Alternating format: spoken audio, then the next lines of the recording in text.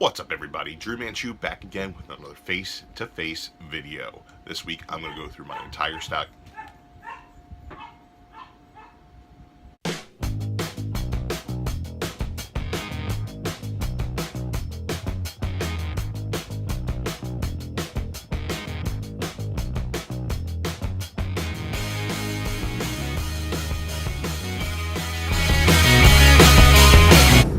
What's up guys, Drew Manchu back at it again with another face-to-face video. This is my weekly video series where I come at you, I let you know what I thought about my entire pull list of comic books. Let's go ahead and get right into it. Picked up a few independent titles this week, including Animosity number 9. This story has fallen off a little bit from the beginning as far as I'm concerned, but is still a really nice tale of humanity through the eyes of beasts.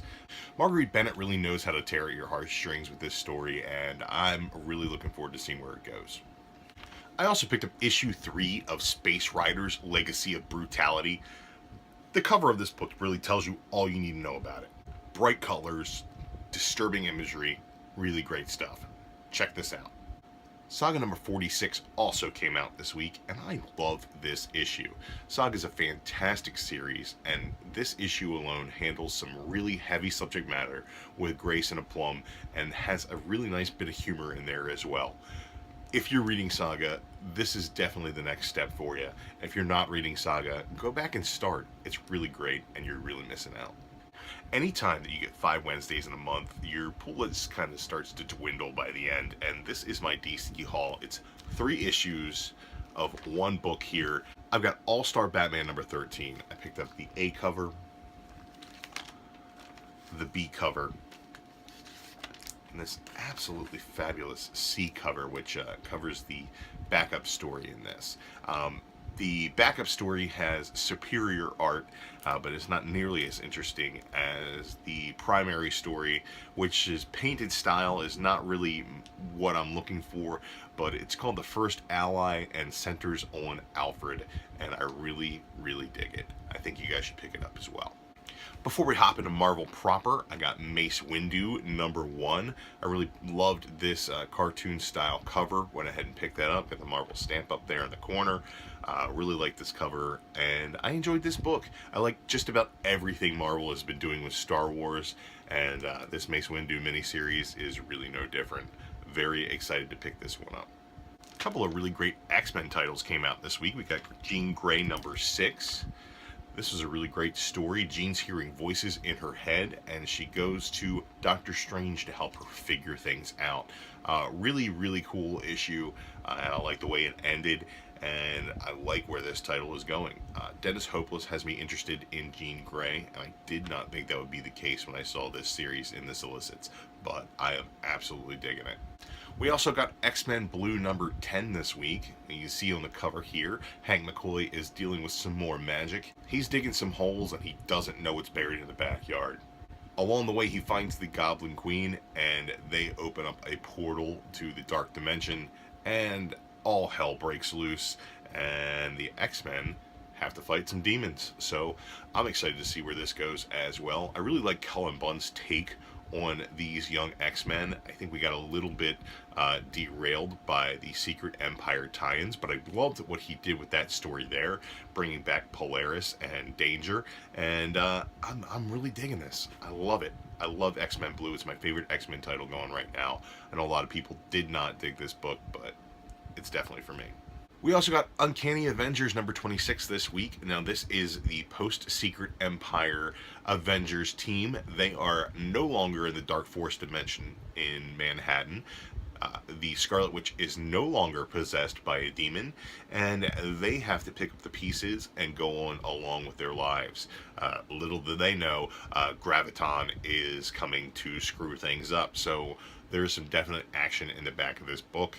We got more in-depth discussion as to how the Scarlet Witch is feeling after that whole situation, and I enjoyed that. I really dig this rogue-led team of Avengers, and I'm super into this book. Zub's doing a great job on writing, and it's just as exciting as it was leading into the Secret Empire tie-ins. Infamous Iron Man number 11 also came out this week. We get some great story here with Stephen Strange teaming up with Doctor Doom to fight the Maker, and we find out that the Maker is way worse than we ever thought. Really great ending to this. I like the way it ended off, and I'm excited to see what goes on in this series moving forward. That's exactly what you want out of a comic book. Have that little tease at the end there. Keep you engrossed and subscribing to these books. And Bendis is doing a great job on this. Spider-Gwen number 23 is a bit of an aside from the traditional Spider-Gwen storytelling. This focuses solely on the Mary Janes and their drama, their interpersonal band drama, with Gwen being maybe Spider-Woman swinging around saving lives, maybe not, but still not there to play in the band. And I kind of dug it. The lead up into the story is way better than the story itself, where the watcher of this universe is basically being told that he's not doing his job because he'd rather watch other universes. Kind of cool. I dig it. They kind of went in on themselves here a little bit, and the self-deprecating humor of the writers has really, really got my respect. I enjoyed this story. I know a whole lot didn't happen. It's not your typical superhero comic, but there's some great character stuff in here, and there's some laughs to be had. I suggest you guys check this out. Moon Girl and Devil Dinosaur number 22. This book is one of my favorites every month when it comes out. We've got Moon Girl and Devil Dinosaur trying to help Girl Moon realize that her father, Ego the Living Planet, is right behind her all along. Their orbits do not line up so they can look face to face. And in this, Moon Girl has a chance to battle per se with Ego the Living Planet and quickly outsmarts him because Lunella is the shit. Check out Moon Girl and Devil Dinosaur number 22. Check out all of Moon Girl and Devil Dinosaur and any other books that Moon Girl and Devil Dinosaur are in. Pick those up as well. These characters are amazing. In Thanos number 10, Thanos is trapped inside the God Quarry, a burial ground for gods. He will either re-emerge, reinvigorated with power, or he will die there. Inside the God Quarry, he is shown a life where he is the leader of the Avengers. It's a really, really cool Elseworlds kind of tale, a little bit twisted, but as soon as Thanos realizes that this is all a game, he decides he has to kill all the Avengers, and he re-emerges from the God Quarry, reinvigorated with power. This book is insane. Lemire's doing a great job writing it. The art is on point. I could not love this book anymore. Thanos is a must read. This week's entry into Generations is The Archers. It's Kate Bishop and Clint Barton, Hawkeye, teaming up on an island, doing some archery stuff, kind of, working side by side. Not a whole lot happens in this again, and we don't really get anything new. This is just a reintroduction to Kate Bishop, who she is as a character, what her relationship with Hawkeye is, and the art was okay, the story was okay, and I wasn't expecting much out of this, and I didn't get much in return. If you're reading all these Generations books, it's worth checking out, but I think after Secret Empire 10 this week, we learned that this generation stuff is really just a stopgap and a character reset for these guys moving into Legacy. And Kate Bishop, hopefully she'll have a bigger role to play in Legacy, but so far she has been inconsequential, and this book is, something you can miss. Now, as far as Secret Empire, we got a few of the last tie-ins that are coming for Secret Empire. We got Deadpool number 30. I really enjoyed this book. Deadpool has done some despicable things in the name of Steve Rogers in the past couple of years, and the fact that he has been Hydra the entire time has made Deadpool look like a bit of a fool, and he realizes that more than anybody. He regrets his decisions, and he regrets not being able to participate in the final battle, but Deadpool moving forward should be a more scarred and deeper drawn character. I enjoyed this. I really like what's going on inside of Deadpool. I loved all the tie-ins here. He has had some really, really hard things to overcome and really adds some pathos to his character.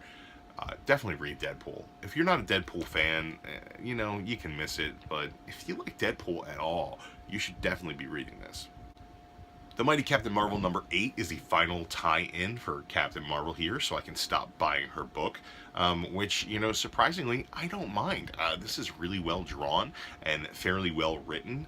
I'm just not a huge fan of the Captain Marvel character, but this shows her angle, what happened with Quasar in the Secret Empire number 10 and number 9, and kind of just a different take on it. Nothing really new, and definitely not a must-read by any stretch of the imagination, but enjoyable. And the main event this week, Secret Empire number 10. I also picked up this variant cover right here. Really enjoyed the way the Hydra Iron Cap suit looks here. I don't know if that's what they're calling it. That's what I'm calling it. Pretty cool. I also picked up all of these villain variants, and I picked up the tile villain variant here as well. A patchwork of all of those alternate covers. Really cool stuff. Now, Secret Empire 10 for me was a huge win. I absolutely loved this story from start to finish, even though we're not really finished, and we're going to be getting an Omega issue next week, I believe. This was really great stuff. I really like what Nick Spencer did, drawing political parallels from modern day and putting it into this story. The art, while inconsistent through changes, was always top-notch. I really like what Sorrentino did throughout the series, and Linnell Yu did some great stuff as well. And Steve McNiven has some fantastic panels in this book. He's got a really nice homage to Civil War in here, with Cap fighting Cap. It looks a lot like Cap versus Iron Man. And the center panel in here where the quality Steve Rogers smacks the Hydra Cap in the face with Mjolnir is breathtakingly gorgeous. The art is fantastic in this book. Really like the story as well, and I really enjoyed what they did tying everything together at the end. Of course, the Cosmic Cube was going to rewrite everything. It was just how we were going to get to that point that was interesting, and I really enjoyed that. I think that the Omega issue is going to have a lot more of Nick Spencer's final word on what he did with this character, and I can't wait for that, but this is a good wrap-up for the universe. We also got an explanation of the Vanishing Point, which has been the cause of all the Generations books, which just kind of gives these characters a glimpse of their past and where they're going in the future, and kind of defines them leading into Legacy, which I dig.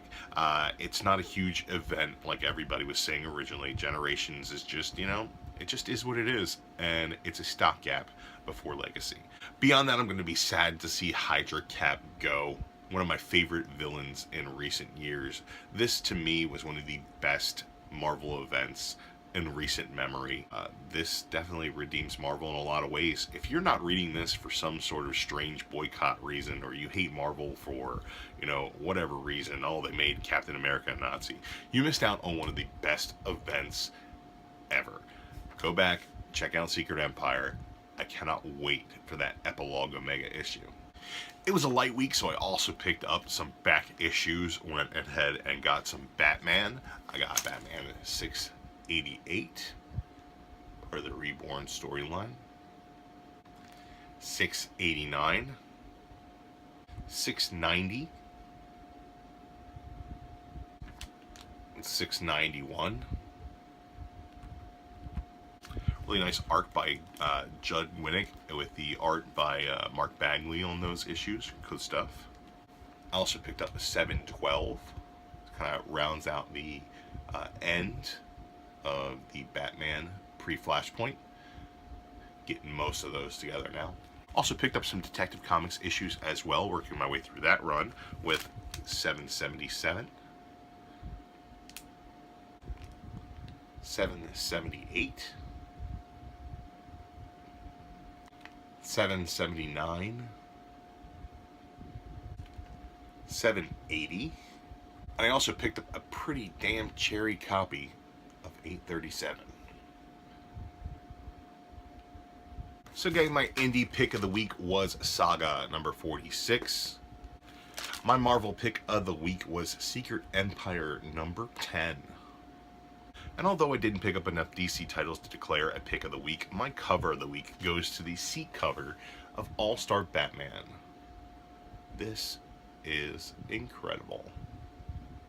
That's going to do it for the books that I picked up this week, guys. I know I missed last week. I said I was going to be back on a regular schedule, and you know what? Some things happened. It was my daughter's birthday last week, so I didn't have as much time to spend reading through comics and letting you guys know what's up, but I'm going to be back periodically, and hopefully we can keep this thing on a weekly schedule, keep this train a-rolling.